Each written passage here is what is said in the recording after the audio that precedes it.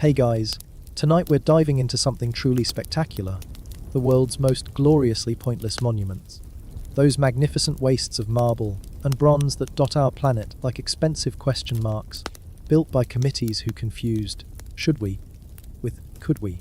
So before we embark on this tour of humanity's most well-intentioned bad decisions, go ahead and hit that like button if you're ready to question every public art decision ever made, and subscribe if you enjoy watching civilization's stranger impulses play out in permanent concrete form. Drop a comment and let me know, what's the weirdest monument in your town? Because trust me, after tonight's journey, you'll start noticing them everywhere. Now settle in, maybe grab something warm to drink, and let's explore the beautiful absurdity of humans who looked at perfectly functional staplers, doorknobs, and rubber bands and thought, you know what? These need to be 40 feet tall and immortalized in bronze. So you think your local government makes questionable spending decisions? Oh, sweet summer child. Tonight, we're meeting the people who spent fortunes turning office supplies into tourist attractions and somehow convinced entire cities this was a brilliant idea. Picture this. Somewhere in the world, right now, there's a committee of very serious people in very expensive suits arguing about whether a bronze statue of a man holding a fish needs to be 3 feet taller. They're not discussing world hunger, climate change, or whether pineapple belongs on pizza. No, they're debating the precise angle at which said fish should be held, because apparently the difference between 37 degrees and 42 degrees is what separates artistic triumph from municipal embarrassment. This is how monuments are born, not through divine inspiration or collective need, but through bureaucratic meetings that smell like stale coffee and broken dreams. Someone, somewhere, decided that what the world really needed was another statue, another plaque, another concrete testament to something that probably didn't need testifying to in the first place. Welcome to the grand tour of humanity's most spectacular wastes of marble, bronze, and good judgment. These aren't your typical monuments celebrating war heroes or beloved leaders. These are the forgotten children of civic pride, the architectural equivalent of that relative who shows up uninvited to family dinners and won't leave. They stand in town squares, lurk in parks, and occasionally block traffic, serving as permanent reminders that sometimes, just sometimes, human beings make decisions that future generations will look at and think, what were they possibly thinking? Let's start with the Millennium Spoon of Lockerbie, Scotland. Yes, you read that correctly. A spoon. Not just any spoon, mind you, but a 30-foot tall stainless steel spoon that was erected in the year 2000 to commemorate the new millennium. The town council, in what can only be described as a moment of collective madness, decided that nothing said future quite like an oversized eating utensil. The artist who designed it claimed it represented the nurturing aspect of community, which is a fancy way of saying he needed to justify why he convinced an entire town to spend 80,000 on cutlery. The spoon stands today, gleaming in the Scottish drizzle, serving no purpose except to confuse tourists and provide local teenagers with something to climb. When they've exhausted all other forms of entertainment, birds perch on it. Rain collects in its bowl. Occasionally, someone tries to eat cereal from it, which is physically impossible but psychologically necessary. But Scotland's not alone in its questionable monument choices. Oh no, this is a global phenomenon, a testament to humanity's infinite capacity for well-intentioned absurdity. Travel southeast to the Czech Republic, where the town of Drutí decided that what their medieval square really needed was a monument to the computer mouse. Not the animal, mind you, but the pointing device. A giant bronze mouse, complete with cord, now sits in their town centre like some sort of technological tumbleweed. The reasoning, according to the mayor who approved it, was to embrace the digital age and show we're not stuck in the past. Apparently, the best way to prove you're not stuck in the past is to build a monument to technology that was already becoming obsolete. Children try to click on it. Tourists pose with it, pretending to use it to navigate the cobblestone streets. The local pigeons have claimed it as their personal bathroom, which is perhaps the most honest review of its artistic merit. Every morning, the town maintenance crew hoses it down, because nothing says, embrace the digital age, quite like pressure, washing bird droppings off a bronze mouse. The monument was unveiled with great fanfare in 2003, complete with a ribbon, cutting ceremony attended by the mayor, several town council members, and exactly 12 confused citizens who had nothing better to do on a Tuesday afternoon. The artist, a local sculptor who specialized in contemporary interpretive works, gave a speech about how the mouse represented humanity's connection to the infinite digital landscape. The audience nodded politely, applauded appropriately, and immediately began making jokes about clicking their way out of town. But at least the Czech Republic kept their monument small. The same cannot be said for Belarus and their national library, which isn't technically a monument, but functions as one, because absolutely no one uses it for reading. Instead, it's a 23-story diamond-shaped building that lights up at night like a disco ball designed by someone who'd never actually been to a disco. The architect called it a beacon of knowledge in the modern world. The locals call it that weird glowing thing that blocks the view. The library cost 100 million to build and contains over 8 million books, most of which have never been checked out, not because people don't want to read, but because the building is so architecturally confusing that visitors spend more time trying to find the exit than looking for books. There are escalators that go nowhere, reading rooms that can only be accessed by solving what feels like a puzzle designed by a malicious geometry professor, and a cafeteria located in what appears to be a different dimension entirely. The building was meant to symbolize Belarus's commitment to education and intellectual progress. Instead, it's become a symbol of how spending enormous amounts of money on something doesn't automatically make it useful. Tour groups come through regularly, not to admire the books, but to take photos of the bizarre architecture and wonder aloud how anyone thought this was a good idea. Speaking of Belarus, let's hop over to their neighbor Ukraine, where the city of Kiev briefly hosted what might be the world's most short-lived monument, a statue dedicated to the invention of the parking meter. It lasted exactly 47 days before being removed, not because of vandalism or protest, but because the city realized they had erected a monument to something that made everyone's life actively worse. The statue depicted a larger-than-life parking meter with coins scattered around its base, supposedly representing the evolution of urban planning. The sculptor, who clearly had a sense of humor or a complete lack of self-awareness, included a plaque that read, "In honor of all those who feed the meters." The mayor who approved it claimed it was meant to be whimsical and thought-provoking. It was certainly one of those things. Citizens began leaving angry notes on the statue, tucked between the bronze coins like some sort of municipal complaint box. The notes range from polite suggestions, perhaps a statue to something more universally beloved, to direct expressions of civic frustration. This is why our taxes go up and our roads have potholes. One particularly creative protester left a bouquet of expired parking tickets tied with a black ribbon, creating what art critics later called an unintentional masterpiece of ironic commentary. The statue's removal was conducted under cover of darkness, which only added to its legend. Some say it was melted down and turned into actual parking meters, creating a weird circular economy of municipal irony. Others claim it was quietly relocated to the mayor's backyard, where it serves as a constant reminder of the difference between civic vision and civic reality. But if you want to talk about monuments that overstayed their welcome, let's discuss the Great Teapot of Chester, West Virginia.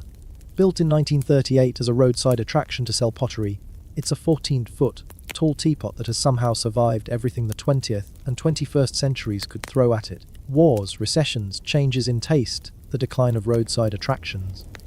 The rise of GPS navigation that routes people around it rather than toward it, none of this has deterred the Great Teapot from its mission of existing.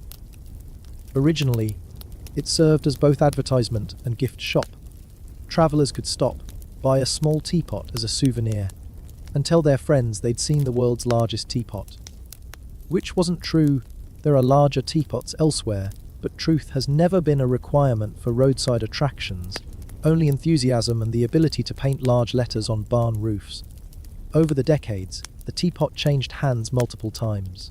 It housed a restaurant, failed, an antique shop, failed, a marriage counseling service, failed spectacularly, and briefly served as someone's peculiar homes, succeeded until the neighbors complained about the zoning violations.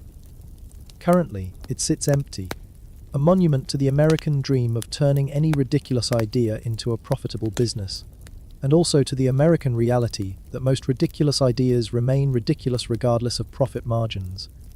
Local historians have tried to have it declared a historical landmark, arguing that it represents an important chapter in American roadside culture. The National Register of Historic Places has so far declined to register a giant teapot, possibly because they have standards, or possibly because they're saving space for more giant teapots that might be built in the future. You never know with America. Children who grew up in the area remember field trips to see the teapot, where teachers would struggle to explain its historical significance to classes of 8. Year-olds who were more interested in whether you could actually make tea in it. The answer, for those wondering, is no. It's not hollow, it's not connected to any water source, and the spout is purely decorative. It's a teapot in the same way that a statue of a horse is a horse, recognizable in shape, useless for its intended purpose. But America's roadside monuments pale in comparison to what happens when entire nations decide to get involved in monument building. Take Turkmenistan under the rule of Saparmurat Niyazov, who managed to turn an entire country into one giant, bizarre monument to himself and his various obsessions. Niyazov, who preferred to be called Tu Rukmenbeyfi, leader of all Turkmen, didn't just build monuments, he built a monument-based economy. There was the Neutrality Arch, a 250-foot-tall tripod topped with a golden statue of Niyazov that rotated to always face the sun, because apparently regular statues that stay in one position were insufficiently narcissistic for his tastes. The arch was placed in the middle of nowhere, accessible only by a road that served no other purpose, creating what urban planners call destination architecture, and what everyone else calls a waste of perfectly good desert. Visitors could take an elevator to the top and enjoy panoramic views of absolutely nothing, because the monument was specifically built away from anything interesting to look at. It was like someone had created a tourist trap and forgotten to include the tourist part. But Niyazov wasn't finished. He also commissioned a massive book-shaped monument to the Renoma, a philosophical work he wrote that he modestly considered the greatest literary achievement in human history. The book monument was designed to open at sunset and display pages from his masterwork, because nothing says timeless literature quite like a building that performs the same routine every evening like a very expensive cuckoo clock. The Renoma itself was required reading for all citizens. Job applicants had to pass tests on its contents, and it was allegedly referenced in mosque services alongside traditional religious texts. Imagine having to memorize a book written by your president just to apply for a job at the post office. Now imagine that book was mostly philosophical musings about the spiritual significance of Turkmen carpets and the proper way to honor one's ancestors by eating melons. Citizens gathered every evening to watch the book monument open, not necessarily because they enjoyed the display, but because attendance was carefully monitored by government officials who took notes on who showed appropriate enthusiasm for the president's literary genius.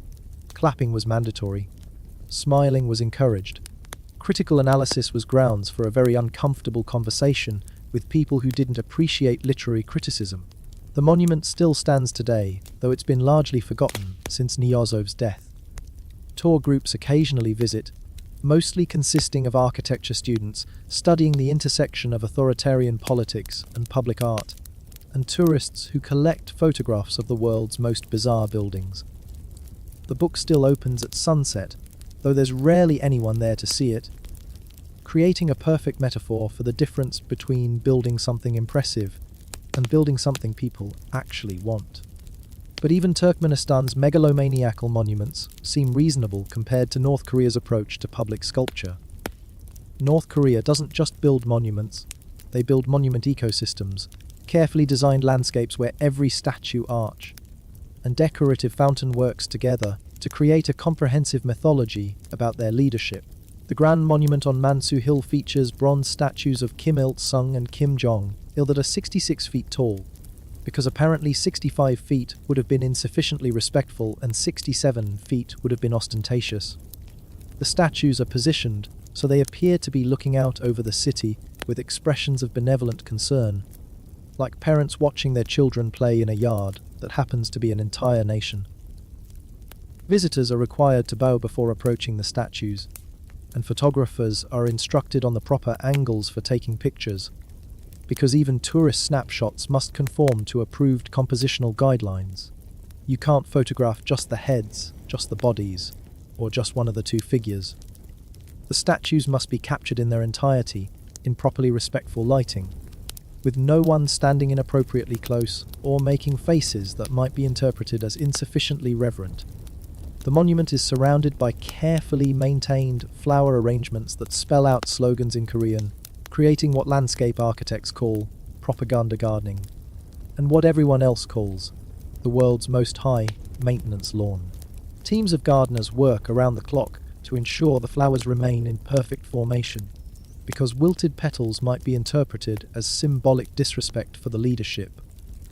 But North Korea's monuments serve a practical purpose within their political system, which makes them different from the truly pointless monuments we're discussing.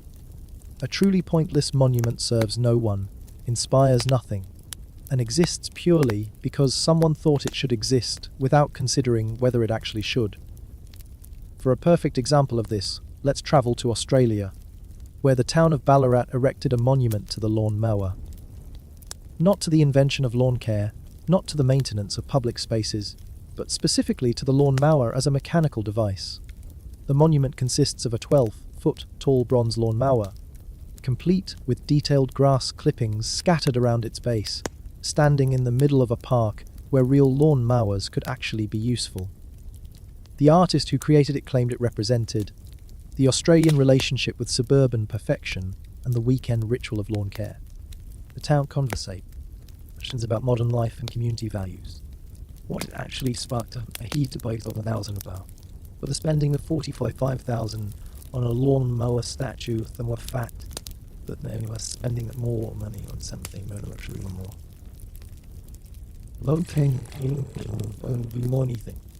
Local lawn care professionals were initially excited, thinking they might get some sort of promotional benefit from the monument. They quickly realized that having a giant bronze lawn mower in the middle of town didn't actually increase demand for their services. In fact, some customers began asking why they needed to hire professionals when the town had such an impressive lawn mower right there in the park. The explanation that the bronze lawn mower was purely decorative and couldn't actually cut grass led to conversations that no one enjoyed having. The monument became a gathering place for teenagers who discovered that sitting on a large bronze lawn mower while eating fast food was an unexpectedly comfortable way to spend an afternoon. Parents began bringing small children to see the big lawn mower, creating an accidental tourist destination that no one had planned for. Local photographers used it as a backdrop for family portraits, creating thousands of images that future generations will struggle to explain. But Australia's lawn mower monument seems almost reasonable compared to what happened in Romania, where the city of Cluj-Napoca decided to commemorate the invention of the paperclip. The monument features a 20-foot tall stainless steel paperclip, twisted into an elegant curve and polished to a mirror finish that reflects the surrounding cityscape in ways that were probably not intended by anyone involved in urban planning. The paperclip monument was part of a larger initiative to celebrate innovations that changed everyday life, which sounds admirable until you realize they could have chosen any innovation, and they chose the paperclip. Not the printing press, not the telephone, not the wheel, but the small piece of bent wire that holds papers together and occasionally serves as an impromptu lock pick. The artist responsible for the design gave several interviews explaining the deep symbolic meaning of the paperclip, its ability to connect separate elements, its simple but effective functionality, its representation of human ingenuity applied to mundane problems. These explanations were carefully crafted to make the monument sound meaningful and important, but they couldn't escape the basic reality that it was still a giant paperclip.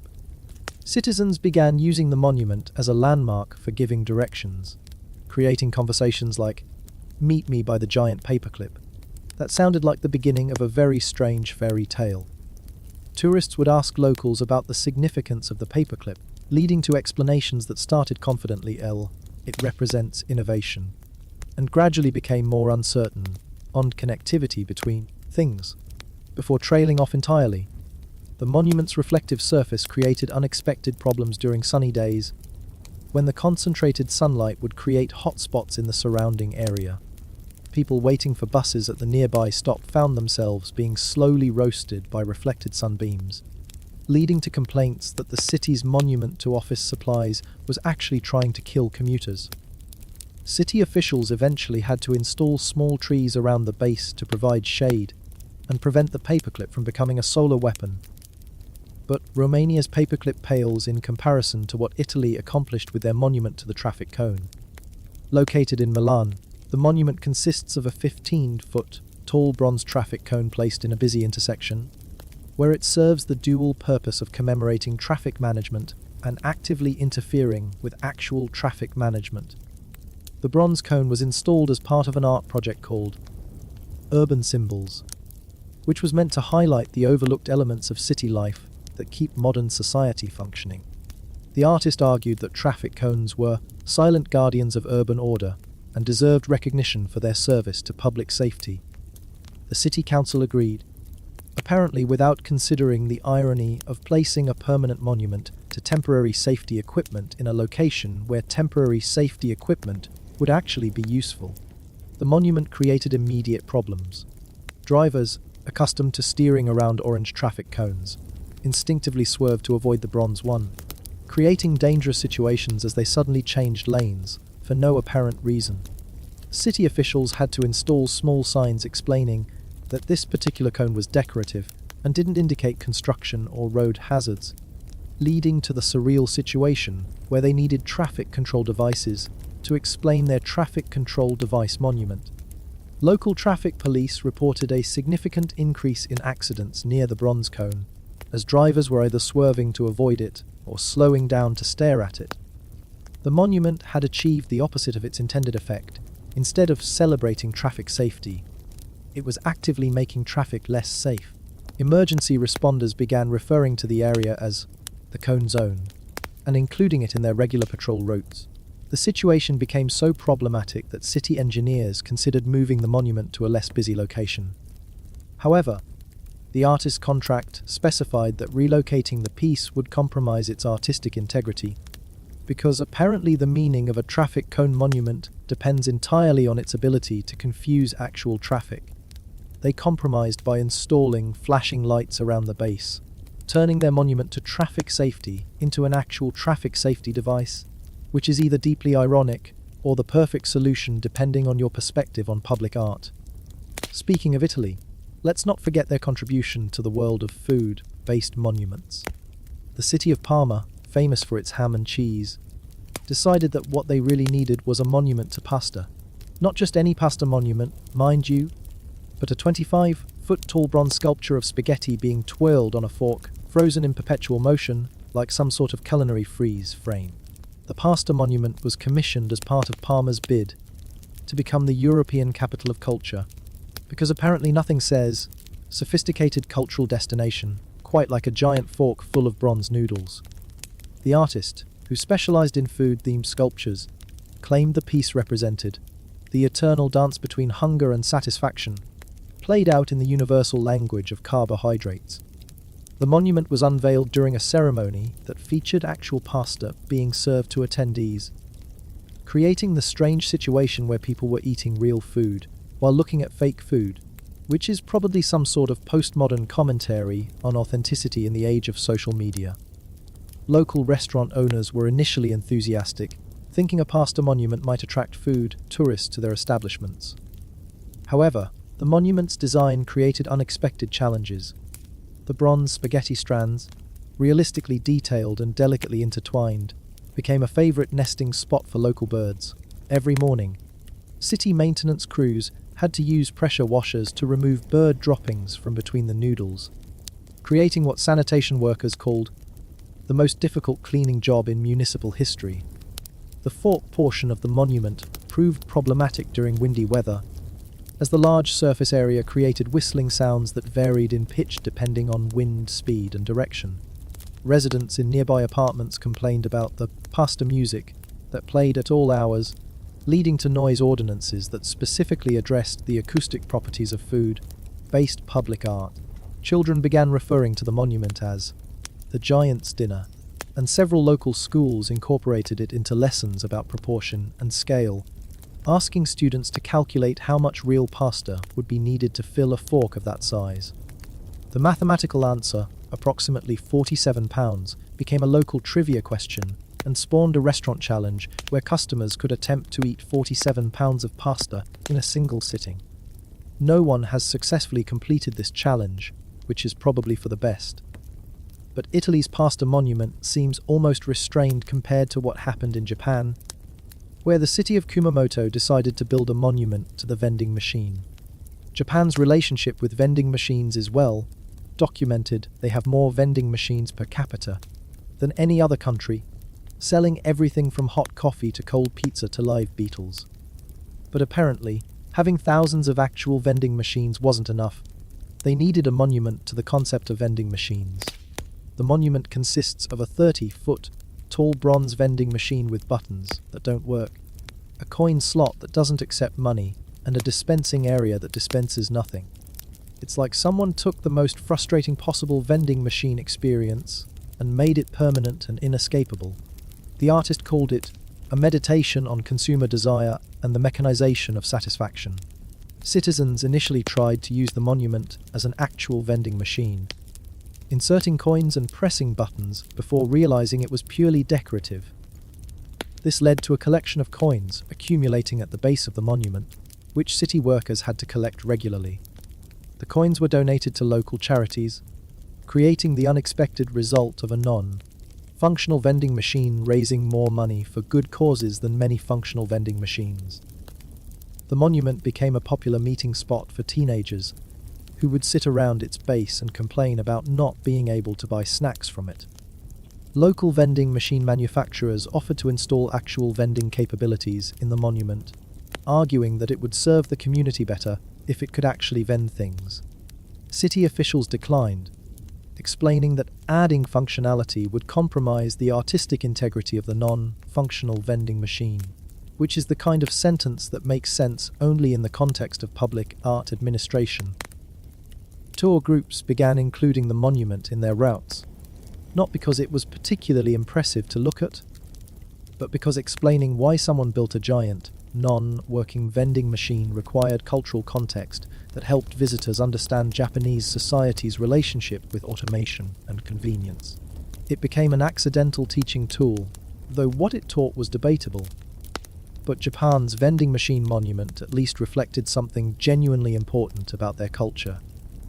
The same cannot be said for what happened in Canada, where the city of Winnipeg decided to commemorate the invention of the snow shovel. In a city where snow shoveling is a legitimate survival skill for 6 months of the year, you might think a snow shovel monument would make sense. You would be wrong. The monument features a 20-foot tall bronze snow shovel standing upright in the middle of a park, as if dropped there by a giant who got tired of winter and decided to abandon the whole project. The shovel's blade is polished to a mirror finish, while the handle is textured to look like real wood, creating a combination of materials that somehow makes the whole thing look less realistic than either material would have on its own. Local residents initially assumed the monument was temporary, perhaps part of a winter festival or an advertising campaign for a landscaping company. When it became clear that the giant shovel was permanent, reactions ranged from bewildered acceptance to active protest. A group called Citizens Against Ridiculous Public Art held weekly meetings in the shadow of the monument, which gave their protests an unintentionally ironic quality.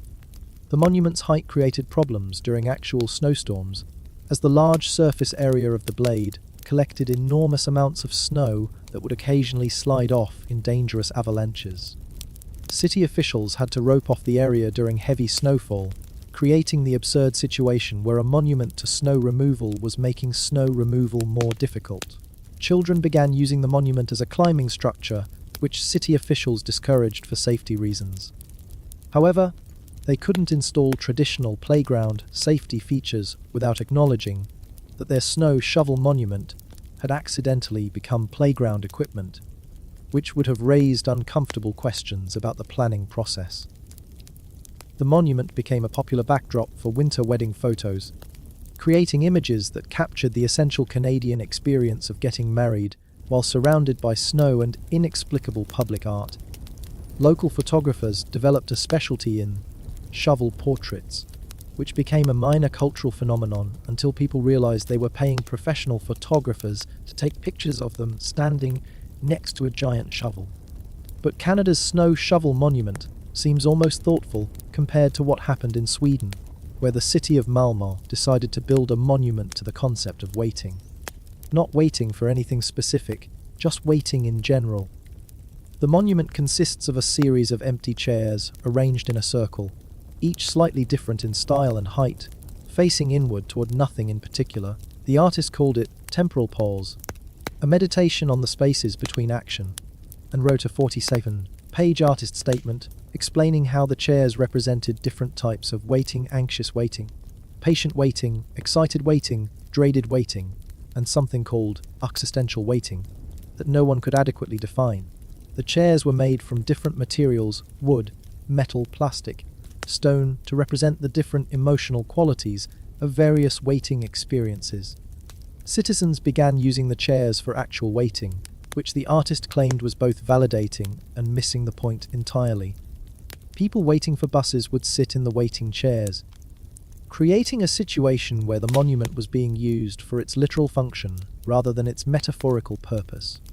This led to philosophical debates about whether art was more successful when it was used as intended or when it was ignored in favor of practical considerations. The monument became popular with elderly residents, who discovered that it provided a comfortable place to sit and watch the world go by. This wasn't what the artist had envisioned, but it solved the practical problem of providing public seating without having to go through the bureaucratic process of installing official benches. The waiting monument accidentally became the most useful piece of public art in the city. Local meditation groups began using the chair circle for their practice sessions, arguing that a monument to waiting was the perfect location for mindfulness exercises. The city initially discouraged this use, fearing that regular meditation sessions would interfere with the artistic experience of casual visitors. However, they eventually realized that people actively engaged in meditation were probably the only visitors who truly understood what the monument was trying to achieve. Street performers discovered that the chair circle provided an excellent venue for shows, with the chairs serving as seating for audiences and the empty center space perfect for performances. The city tried to regulate this use, but found that their permits office had no category for unauthorized artistic use of waiting-themed public art. They created a new permit category specifically for the waiting monument, making it possibly the only piece of public art with its own bureaucratic classification. But Sweden's waiting monument, despite its philosophical pretensions, at least serves a practical purpose as public seating. The same cannot be said for what happened in the Netherlands, where the city of Amsterdam decided to build a monument to the bicycle tire, not to bicycles in general, which would make sense in a country where bicycles outnumber cars, but specifically to the rubber tire component of bicycles. The monument consists of a 40-foot diameter bronze bicycle tire standing vertically in a busy square, creating what architects call a bold geometric statement, and what everyone else calls giant metal donut. The tire's tread pattern was meticulously recreated in bronze, with each individual groove and wear pattern carefully crafted by artisans, who probably never imagined they would spend months perfecting the artistic representation of rubber decay. The artist explained that the tire represented the circular nature of urban transportation and the endless revolution of human movement through space. Local cyclists were initially excited about a monument celebrating their primary mode of transportation, but their enthusiasm cooled when they realized it was specifically honoring the part of their bikes that wore out most frequently and cost the most money to replace. The monument's circular opening became a popular spot for photographs, with tourists posing inside the tire as if they were part of some sort of human bicycle. This led to a constant stream of people climbing through the monument, which wasn't designed for human traffic, and began showing wear patterns that mirrored those found on actual bicycle tires. The irony of a bronze tire monument developing tire, like wear, was lost on city officials, but greatly appreciated by local art critics. Street artists began decorating the monument with chalk drawings that made it look like it was attached to an invisible bicycle, creating temporary installations that were more popular than the permanent monument itself. City cleaning crews had to remove these additions regularly, leading to an ongoing battle between official public art and unauthorized public art enhancement. The monument's shadow created interesting patterns on the surrounding pavement, which urban planners claimed was an intentional design feature, and which everyone else recognized as an accidental consequence of placing a large, circular object in direct sunlight. Local businesses began timing their outdoor sales to coincide with specific shadow patterns, creating an unofficial economy based on the predictable movement of the tire monument's shade. But the Netherlands tire monument at least relates to something culturally significant in their society. The same cannot be said for what happened in Brazil, where the city of São Paulo decided to commemorate the invention of the paper bag. The monument features a 25-foot tall bronze paper bag, complete with realistic folds and creases, standing in the middle of a commercial district where actual paper bags are used thousands of times daily for completely practical purposes. The paper bag monument was part of a broader initiative to celebrate innovations that democratized commerce, which sounds impressive until you realize they chose to honor a disposable container rather than, say, currency or the concept of trade itself. The artist argued that paper bags represented the packaging of dreams and the containment of desire, which is a poetic way of describing something people use to carry groceries. Local shopkeepers were initially puzzled by the monument, wondering if it was some sort of advertising campaign for a packaging company. When they learned it was permanent public art celebrating the paper bag concept, their reactions ranged from amusement to mild offense that someone thought their industry needed that kind of recognition. The monument became a gathering point for environmental protesters who saw it as a symbol of wasteful consumption and disposable culture. They organized rallies around the bronze bag, calling for reduced packaging and increased recycling, which gave the monument a political significance that its creator had never intended. The paper bag monument accidentally became a focal point for debates about environmental responsibility. Homeless individuals began sleeping near the monument, either because it provided some psychological comfort, or because the irony of sleeping next to a giant container, while having no container for their own possessions, was too perfect to ignore. City officials tried to discourage this use, but found that installing anti-homeless architecture around a monument to commerce raised uncomfortable questions about priorities and values. Local art students began creating installations that filled the bronze bag with various materials: flowers, balloons, protest signs, smaller bags in an infinite regression of containers. These unauthorized additions were regularly removed by city maintenance crews, creating a cycle of artistic expression and official suppression that became more interesting than the original monument. But Brazil's paper bag monument serves as a useful landmark for navigation, which gives it more practical value than what happened in France, where the city of Lyon decided to build a monument to the comma. Not to punctuation in general, not to literature or communication, but specifically to the comma as a grammatical mark. The monument consists of a 30-foot tall bronze comma, curved and elegant, positioned in a plaza where it serves as a massive punctuation mark for the surrounding sentence of urban architecture. The artist called it a pause in the urban narrative and claimed it would encourage people to slow down and consider the rhythm of city life, which is a sophisticated way of saying they built a giant comma and hoped people would find it meaningful. Local writers and poets initially embraced the monument, seeing it as recognition of the importance of language and literature in public life. However, their enthusiasm dimmed when they realized that celebrating punctuation marks opened the door for monuments to semicolons, apostrophes, and possibly even the dreaded Oxford comma, which could lead to grammatical debates being played out in bronze across the entire city. Tour guides struggled to explain the monument to visitors, who often assumed they were looking at an incomplete sculpture or an abstract art piece. The explanation that it was intentionally a comma often led to confusion about why anyone would build a monument to a punctuation mark. followed by longer discussions about the role of art in society and whether public funding should support projects that required explanation. The monument became popular with English teachers, who brought their classes on field trips to discuss the importance of proper punctuation. Students would sit around the base of the giant comma and practice identifying different grammatical marks, creating the unusual sight of children doing homework in the shadow of a piece of public art that was actually related to their curriculum. Local graffiti artists began adding words before and after the comma, creating temporary sentences that transformed the monument into part of larger statements. City cleaning crews had to develop specialized techniques for removing graffiti from curved bronze surfaces, making the comma monument one of the most expensive pieces of public art to maintain on a per punctuation mark basis. But France's comma monument at least celebrates something related to human communication and intellectual achievement. The same cannot be said for what happened in Germany, where the city of Munich decided to commemorate the invention of the doorknob. The monument features a massive bronze doorknob, complete with detailed mechanism and keyhole, mounted on a section of door that leads nowhere and opens onto nothing.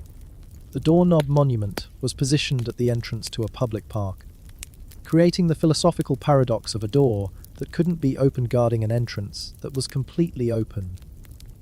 Visitors could turn the bronze knob, but since it wasn't connected to any actual locking mechanism, the action served no purpose except to provide a satisfying tactile experience and confuse small children about how doors work. The artist explained that the monument represented the threshold between public and private space, and humanity's eternal desire to control access to the places we value. Local residents interpreted it more simply as really big doorknob and began using it as a landmark for giving directions, creating conversations like, "Meet me at the doorknob," that sounded like secret codes for spy networks. Children became fascinated with the monument, spending hours turning the non-functional knob and discussing why it didn't actually open anything. Parents used it as a teaching tool for explaining concepts like decorative and symbolic, though these lessons often devolved into longer discussions about why adults make things that look like they should work but don't. The monument's keyhole became a popular spot for wedding photographs, with couples posing as if they were unlocking their future together. This created a minor industry of keyhole-themed wedding photography, with specialized photographers who understood the artistic significance of posing people around non-functional door hardware. Local locksmiths reported increased business after the monument's installation, as residents became more conscious of their own doorknobs and began requesting upgrades to match the impressive bronze standard set by the public art. This unexpected economic benefit led city officials to claim the monument was stimulating local commerce. Though the connection between artistic doorknobs and actual door hardware sales was probably more coincidental than causal. But Germany's doorknob monument at least serves as an interactive experience for visitors. The same cannot be said for what happened in Australia, where the city of Perth decided to build a monument to the concept of the queue. Not to any specific queue, not to the British cultural tradition of queuing, but to the abstract idea of waiting in line as a social construct. The monument consists of a series of bronze figures standing in a perfectly straight line, each slightly different in posture and dress, extending for about 200 feet across a public plaza.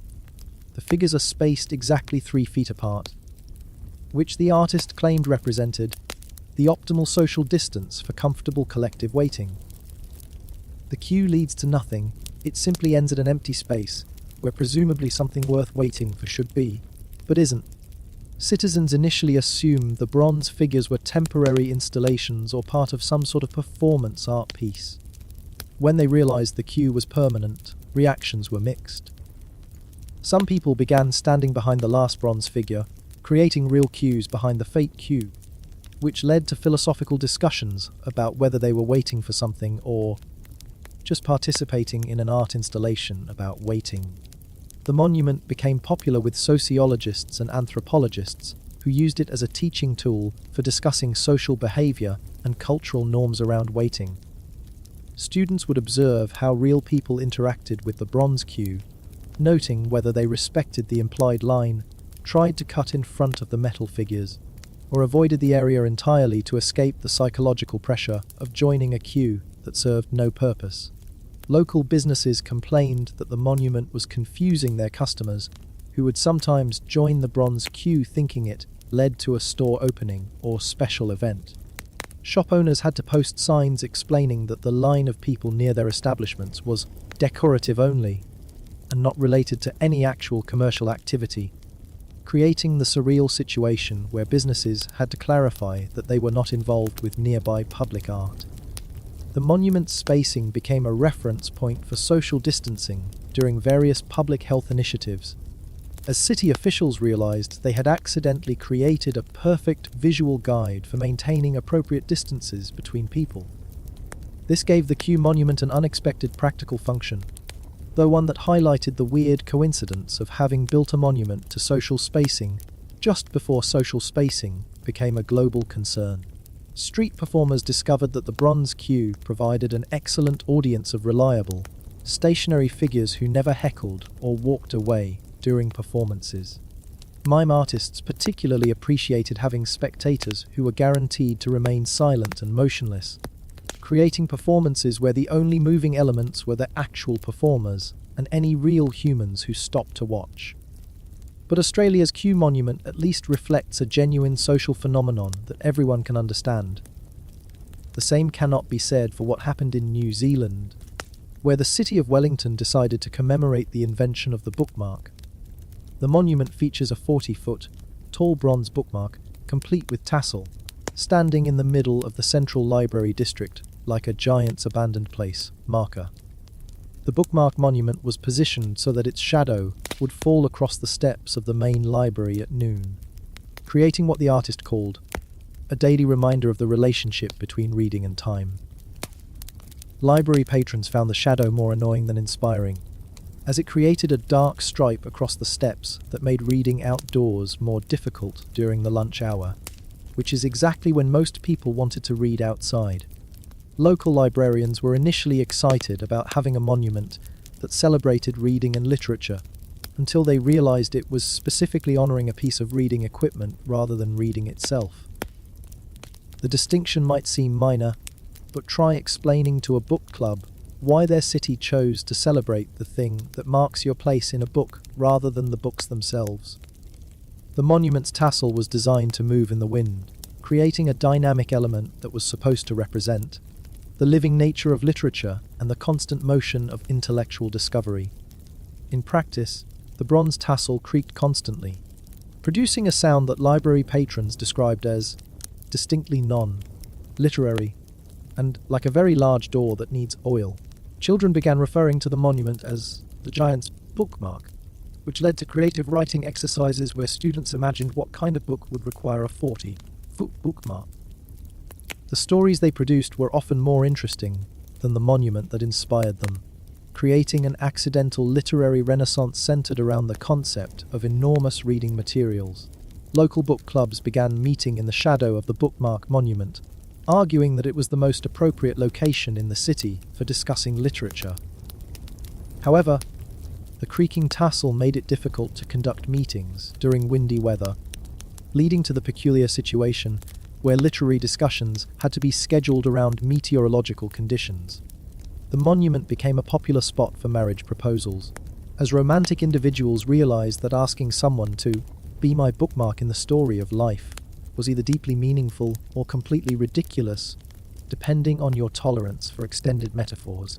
Local jewelers reported increased sales of bookmark-shaped engagement rings, creating a minor trend in literary, thin jewellery that spread beyond the immediate area.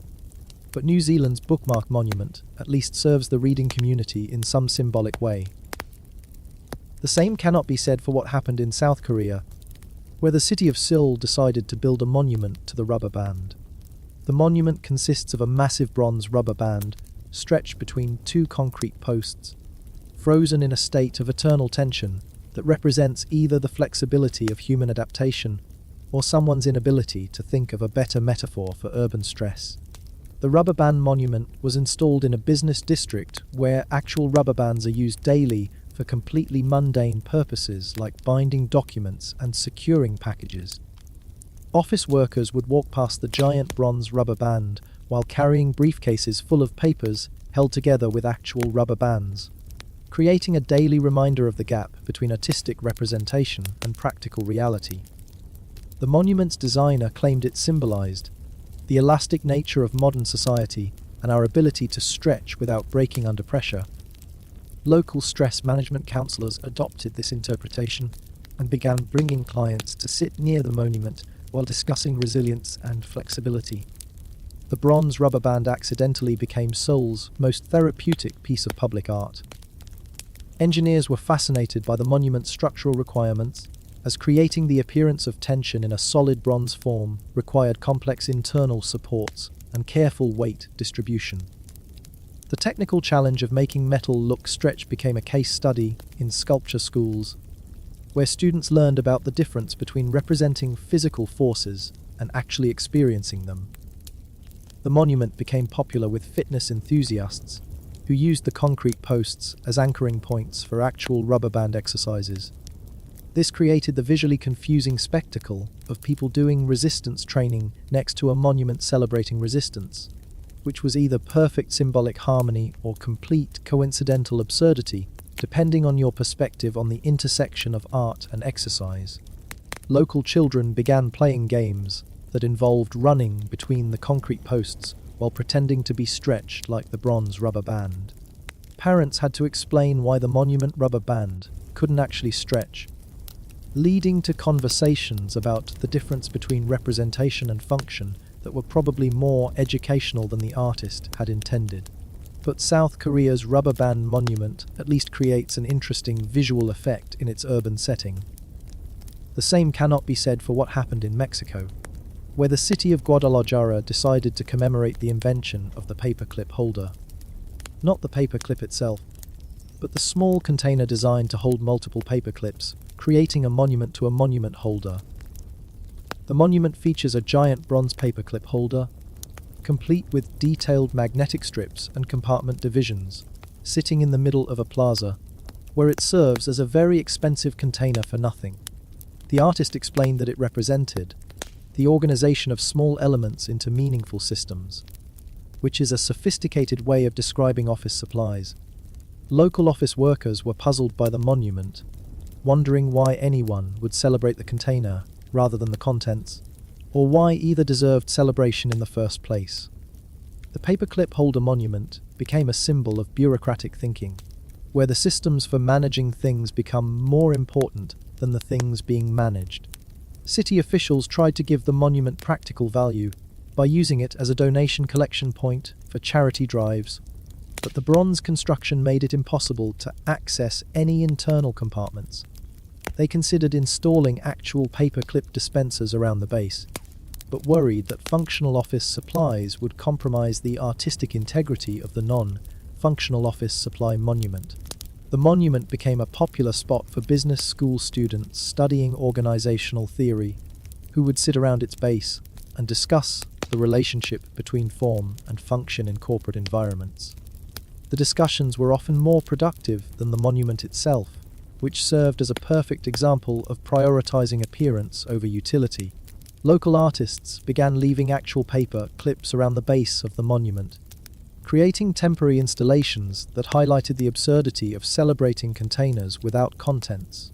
City maintenance crews had to collect these offerings regularly, creating the unusual job responsibility of keeping a monument to paperclip organization free of actual paperclips.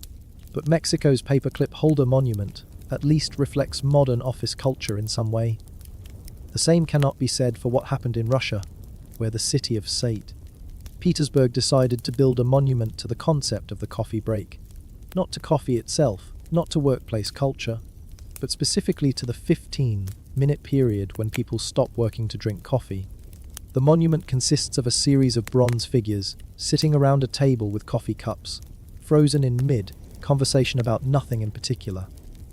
The figures are positioned to suggest they're taking a break from work, but since they're bronze, they're actually taking an eternal break from everything, which creates an unintentionally profound commentary on the nature of rest and permanence. Local coffee shops were initially excited about having a monument that celebrated their industry, until they realized it was specifically honoring the interruption of productivity rather than the consumption of their product. The distinction led to complicated discussions about whether the monument was good or bad for coffee-related businesses. The monument became a popular meeting spot for actual coffee breaks, as workers realized that taking their break near a monument to coffee breaks was either perfectly appropriate or completely redundant. The bronze figures served as permanent conversation partners for people who preferred to drink coffee alone but didn't want to feel antisocial. City planners had to install actual benches around the monument because people wanted to sit down while looking at bronze people sitting down, creating multiple layers of seating that turned the area into an accidentally comfortable public space. The monument achieved its goal of encouraging breaks, though probably not in the way the artist had envisioned. Local time management experts began using the monument as a teaching tool for explaining the importance of scheduled breaks in maintaining productivity. The irony of using a monument to work interruption as part of efficiency training was lost on most participants, but greatly appreciated by productivity consultants who specialized in workplace psychology. But Russia's coffee break monument at least creates a pleasant social space for the community. The same cannot be said for what happened in India, where the city of Mumbai decided to commemorate the invention of the stapler. The monument features a massive bronze stapler, complete with detailed spring mechanisms and staple compartments, positioned so it appears to be stapling together two sections of the sidewalk. The stapler monument was installed as part of an initiative to celebrate tools that bind society together, which sounds meaningful until you realize they chose to honor an office supply rather than concepts like law, culture, or actual social institutions. The artist claimed the stapler represented the joining of separate elements into unified purpose, but most people saw it as a really big stapler. Local office supply stores experienced a brief increase in stapler sales after the monument's installation, as people became more conscious of their stapling equipment and wanted to upgrade to models that seemed worthy of bronze commemoration. This economic benefit lasted approximately 3 weeks, until people realized that buying better staplers didn't make stapling any more exciting. The monument's positioning created problems during monsoon season, as water would collect in the bronze stapler's mechanisms and create breeding grounds for mosquitoes. City health officials had to treat the monument with pesticides regularly, making it possibly the only piece of public art that required vector control as part of its maintenance routine. Children began climbing on the monument and pretending to staple giant documents, which city officials discouraged for safety reasons, while acknowledging that playing with a giant stapler was probably the most appropriate use anyone had found for the installation. The monument accidentally became playground equipment, which gave it more practical value than its creators had intended. Local artists began creating temporary installations that showed what the giant stapler was stapling together: enormous paper documents, pieces of fabric, or abstract concepts rendered in various materials. These unauthorized additions were more popular than the original monument, creating an ongoing collaboration between official public art and community creativity. But India's stapler monument at least serves as an interactive climbing structure for children. The same cannot be said for what happened in Chile, where the city of Santiago decided to build a monument to the hole punch. The monument features a 20-foot tall bronze hole punch, complete with detailed cutting mechanisms and paper guides, positioned to suggest it's punching holes in the sky. The hole punch monument was installed in a government district where actual hole punches are used daily to process thousands of official documents. Civil servants would walk past the giant bronze hole punch while carrying stacks of papers that needed hole punching, creating a daily reminder of the gap between celebrating bureaucracy and actually performing it. The artist explained that the monument represented the perforation of boundaries and the creation of connection points in the fabric of society. Government workers interpreted it more directly as recognition of their daily struggle with paperwork, which gave the monument an unexpected populist appeal among municipal employees. The monument became a symbol of bureaucratic efficiency, which is either an oxymoron or a genuine achievement, depending on your experience with government offices.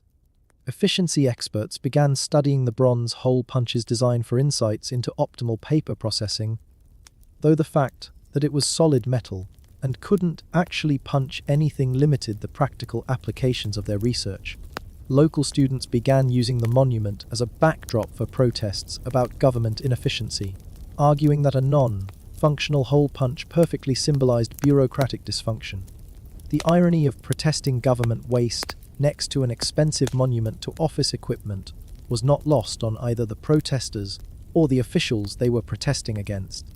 The monument's shadow created interesting circular patterns on the surrounding pavement, which urban designers claimed was an intentional feature representing the holes the punch would create.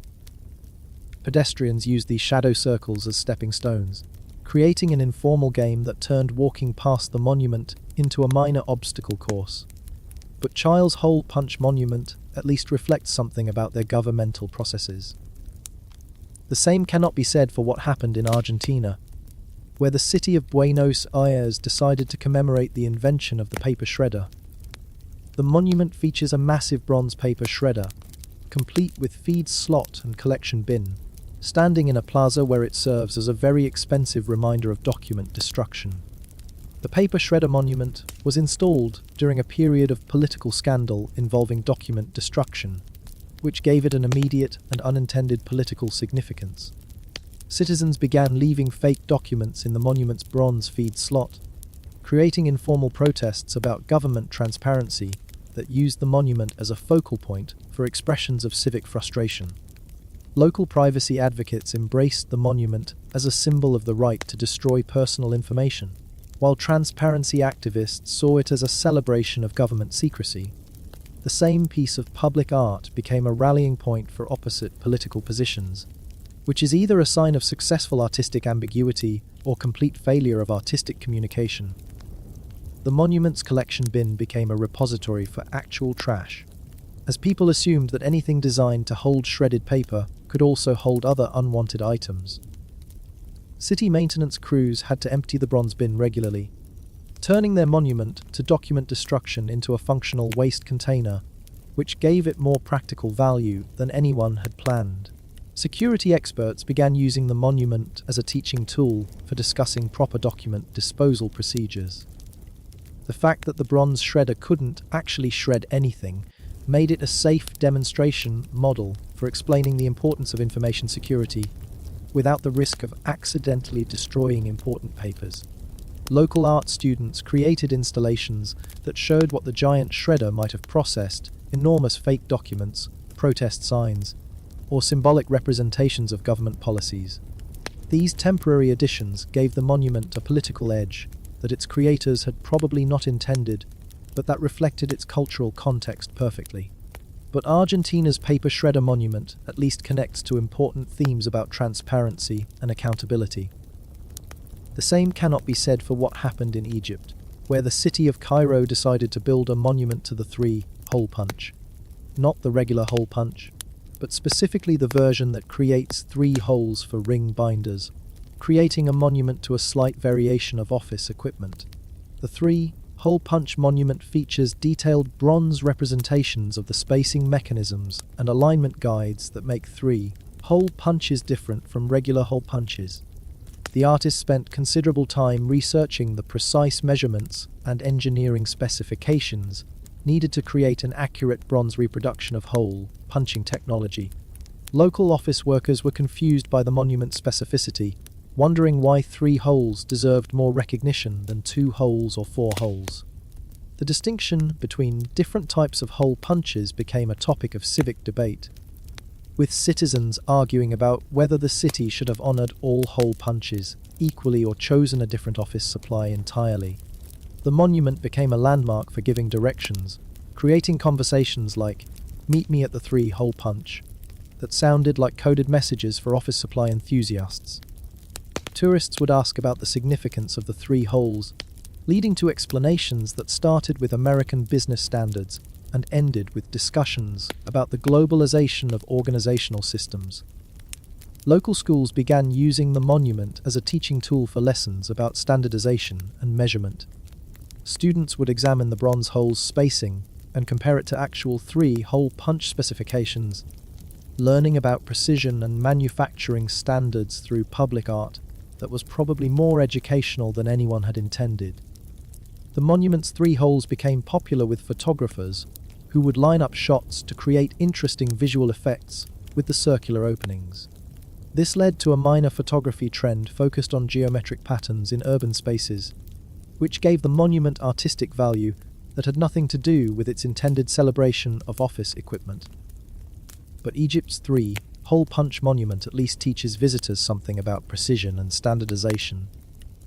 The same cannot be said for what happened in Turkey, where the city of Istanbul decided to commemorate the invention of the desk calendar. The monument features a massive bronze calendar showing a generic date, frozen in time like a permanent reminder of a day that will never change. The desk calendar monument was installed in a business district where actual desk calendars were rapidly being replaced by digital scheduling systems.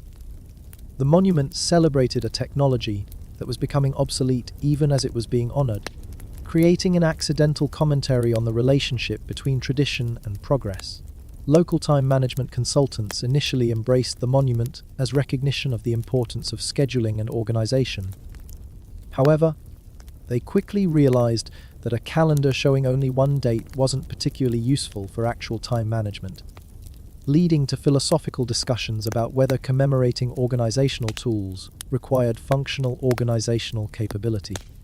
The monument became a popular spot for New Year's celebrations, as people gathered around the bronze calendar to mark the passage of time that the monument itself couldn't track. The contrast between celebrating temporal change next to a temporally frozen object created an ironic backdrop for annual renewal rituals. Students began using the monument for lessons about calendar systems and time measurement.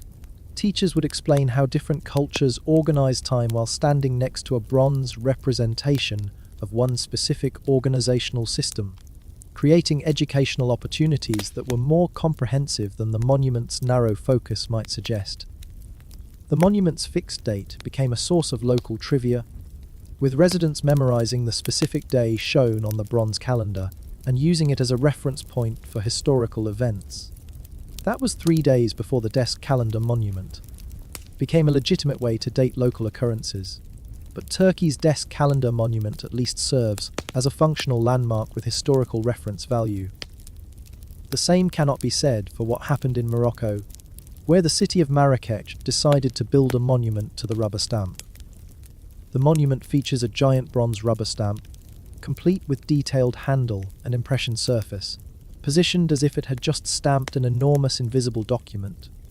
The rubber stamp monument was installed near government offices, where actual rubber stamps are used to authenticate thousands of documents daily. Civil servants would walk past the giant bronze stamp while carrying papers that needed official stamping, creating a daily reminder of the bureaucratic processes that keep society organized, or at least documented.